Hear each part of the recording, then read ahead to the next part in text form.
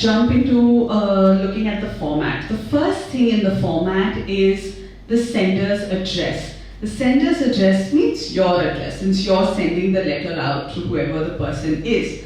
And remember, the address needs to be about 3 to 4 lines. It need not be your original address. You can make up stuff, but you need to be careful about what you're making up. We don't want stuff that is very casual, or don't like play around and play the fool with your address. So this is about for half a mark. Then you leave a line. A lot of students keep asking us, when do we need to leave a line? Leave a line here. Alright, so leave a line after the sender's address and then write the date. Once you've written the date, again leave a line and write down dear with the first name of the person. Once that is done, you come to the introduction directly after the word dear. You remember, your introduction is just for 1 paragraph, not more than that. Introduction is followed by the body, which is approximately 2 to 3 paragraphs. Conclusion, which is about 1 paragraph. You leave a line after the conclusion. Now, once you leave a line after the conclusion, you can write yours lovingly or affectionately. Remember the comma here, and then your first name, the sender, that means your first name. Now, another thing you need to remember is, since everything is on the left hand side, we do not leave 2-finger space, and unlike your essays where you don't have to leave lines, here in letter writing, in emails, you are supposed to leave lines. So again, to repeat myself, for your essays, do not leave a line. For letter writing, for email, leave a line. Alright? Now, so this is the basic format. You can pause the video, take it down, write it neatly, and please make sure you are aware of where to leave a line and where not to leave a line, so that you don't hound your teachers before the exams. Alright, let's continue. The first part is the address. I've already said that the address is about 3 to 4 sentences. The one that I've written is very simple. Do not write your name. Okay, a lot of people tend to write their names at the starting. The council doesn't want you to write your name. So don't write your name at the beginning of the address. What you need to make sure though is the commas. Please make sure that you have the correct punctuation and commas. You don't need a pin code or any of these things over here. So it's not needed. Just as long as you write which state or which place you come from, that is more than sufficient. Alright, so this is his address. Keep it simple. Don't make up stuff that is like a joke. Like I've had examples of people writing some Booth Street, and don't come up with nonsense like that. Remember, it's an examination setup. You have an examiner who's reading your letter. So please, respect that. Now, the next part is the date. A lot of students tend to write the date in numerical form, which is incorrect. Okay, we don't want the date in numerical form, whether you want to put dashes or dots, none of it.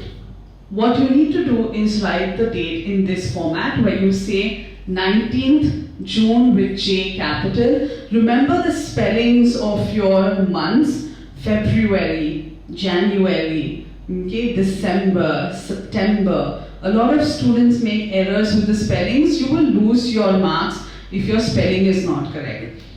The other thing is the comma here in between and the year 2020 written completely. There is no full stop or comma after this date. Now this is one style of writing the date. The other style of writing the date is the American format, where they kind of turn it around, where you bring the month in front, so June, but again capital, 19th, comma is still there, and the 2020 is as it is. Alright, so these are the two ways that are acceptable. This is not. Remember, your punctuations are very important. You miss one thing over here, you don't get the mark for it. Alright, so this is with the date. Now after the date, remember, you have to leave a line and then you write dear. Now for dear, remember first name of the person. Okay? If it's your friend, so maybe dear Sam, dear Jason, dear Donald, okay, dear Lisa, any of that. Just first name along with the comma. The comma is very important. Okay, do not miss that punctuation. No comma, no grade for it. The next thing is, please don't write pet names. So dear Chintu, Pintu, we don't want any of those. Okay, or any kind of cool names that you want to come up with, we don't need it. Again, if you're writing it in your private time at home, you can go ahead with it. But for an examination, for school, no pet names. The other thing is, a lot of times we get letters where you have to write to your aunts and uncle. A lot of students make the mistake of just writing dear auntie or dear uncle. Write the name of the aunt and uncle. Okay, so dear Auntie Lisa, along with the comma. Look at A, L, D is in capital.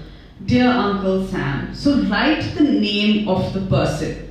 Alright? If it's your mom and dad, please don't write dear mommy, I don't know, Sam, or dear mommy Samantha or something like that. Please, just write dear mom or dear mother or dear mommy, it's fine. But for aunt and uncle, please write the names. Next, let's come to the introduction of your letter. Now the introduction, remember, is what kind of makes the first impression on your examiner. So we need to get this right. Therefore, what are the things that we must not do? And things that we as teachers have seen really often during the examinations, the kind of introductions that we've been used to reading. So things that you must not do at any cost. Do not start your letter ever with, hey, how are you? I am fine. How is your mother? How is your father? How is your sister? How is your dog? No. Okay, this is a real bad beginning. The second is, this phrase in the pink of health is ancient. Okay, we no longer speak to people in this style. So I am in the pink of health is just like bad beginning. Don't do it. Another way people write is, see, you're writing to your friend or to your mother. It's not an answer. Right, you know, when you write a history answer, the causes of the revolution were as follows, and then you put a colon and then you start listing the causes. A lot of students begin the letter like that. I am writing to you because, and then they write the reason. Or I am writing to tell you because, about so and so, and then they continue with the reason. This is a very poor style of writing. It's almost like you're writing an answer. An informal letter is very conversational. You're talking to a friend, you're talking to someone you care about, or you know well enough. So you're not going to write in this style at all. So this is things that we must not do. Now, what are the things that we should do? How can you begin, therefore, an informal letter? First of all, just go directly to the topic. Alright, so I have read, see if it is about a book that you've read. So I've read a book, I've read the book that you suggested last time, and I can't wait to tell you about something that I have recently discovered. So I've gone directly to, that topic. Or there's so much I want to tell you about, there's so many things that have happened, and we've just had an amazing function in school. Maybe it's a Republic Day celebration that you've been asked to write, or an annual day function, or a cultural event that you're supposed to write. So this function that has happened, and it was an amazing function, or it was some function that I was awarded in. Okay, so you can continue writing. Remember, keep your introduction short, about 3 to 4 sentences with full stops, not lines, sentences, kind of will suffice, and you can make do with that much. Again, do not leave a line after dear. I keep repeating this do not leave a line part because this is one of the, I think, favorite questions before an examination. Do not leave a line after dear. Just immediately after dear, continue writing. Stick to the left-hand side near the margin, and the whole format is on the left-hand side. Alright, so this was the introduction. Now, what I want you to do is, this is a topic. You can take down the topic in your book.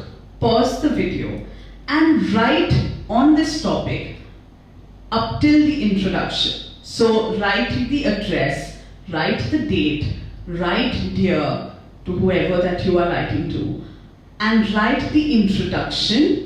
Okay, pause the video, do up to this much, and then you can continue watching the next part.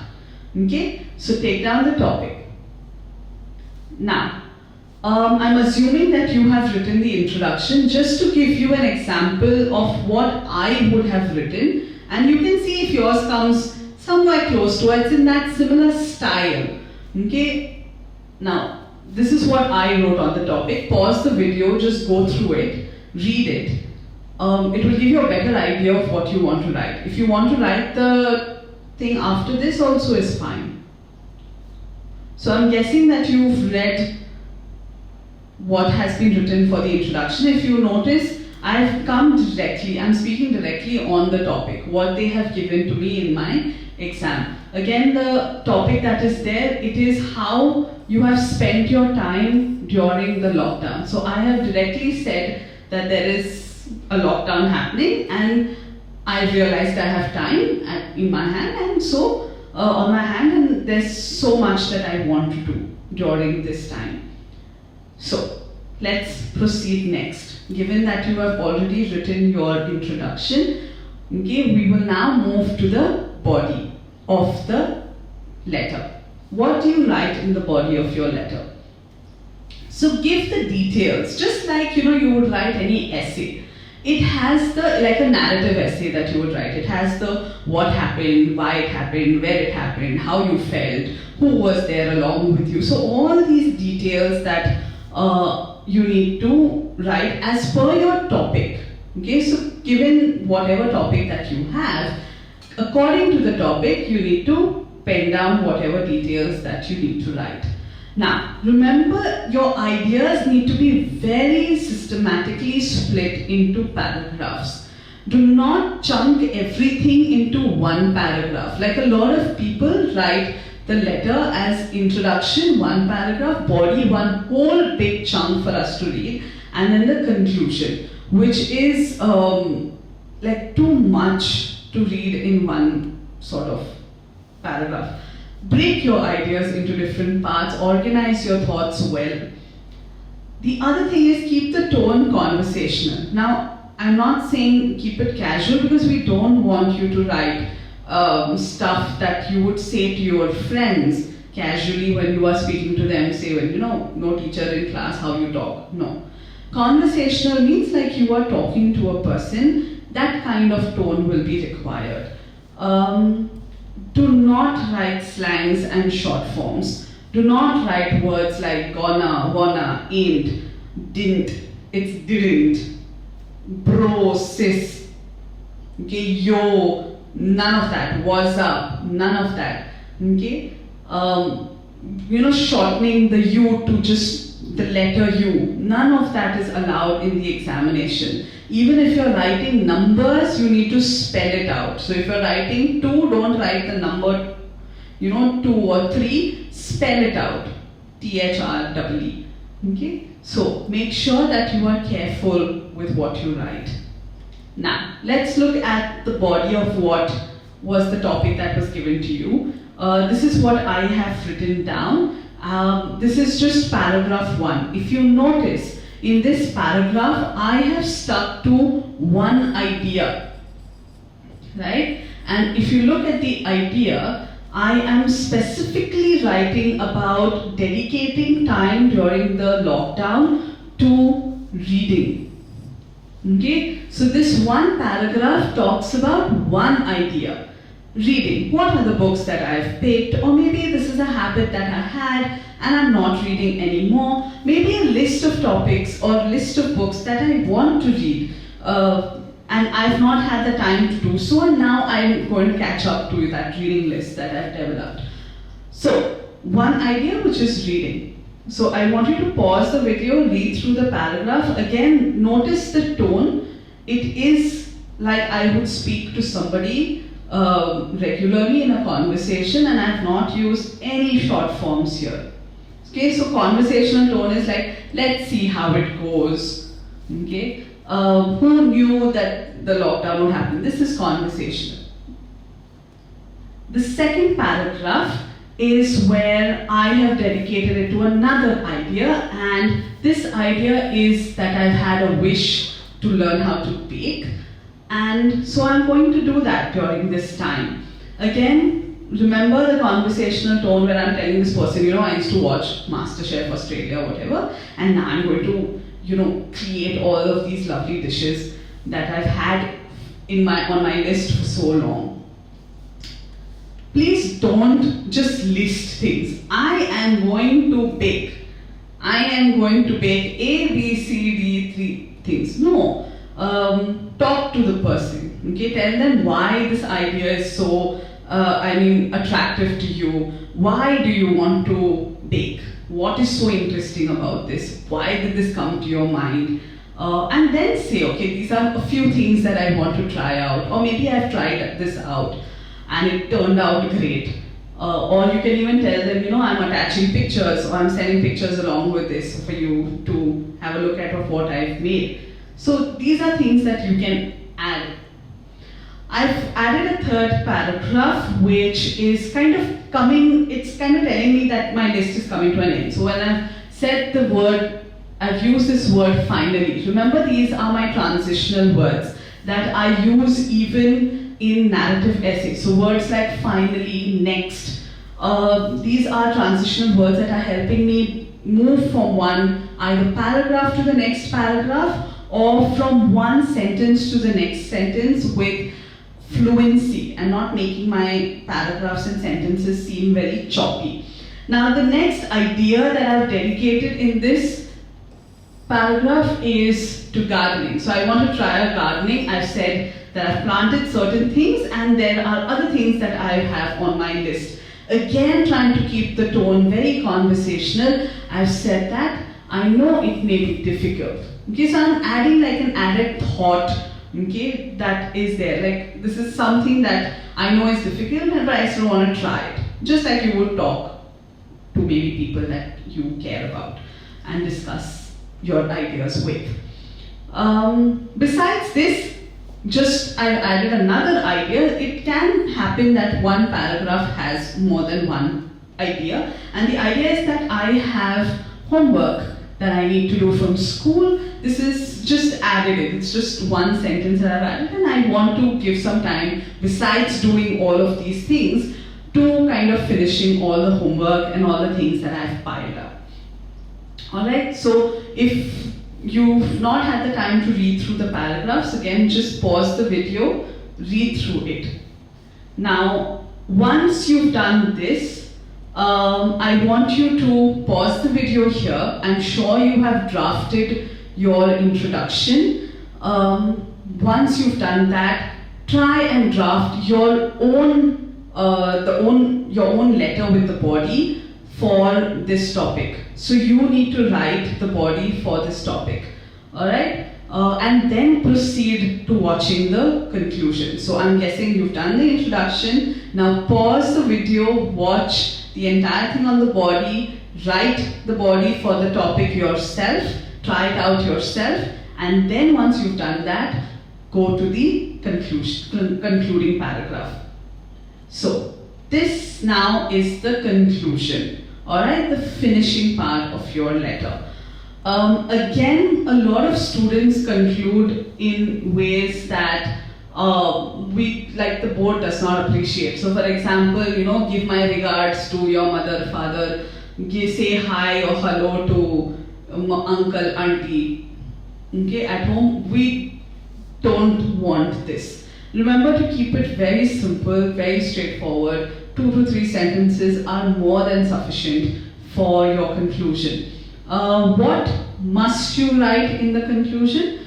For example, I hope to hear from you soon, or I can't wait to hear what are the things that you have tried doing, or I can't wait to hear about the books you have read or movies you have watched, or I want to hear what your ideas are about what I have just discussed with you. Okay? Or it would be great if you could add to my idea, or it would be great if you could share what you have been doing. So continue with, these are just a few ways of beginning. You don't need to stick to these. These are just a few ways of, or what are called as sentence starters.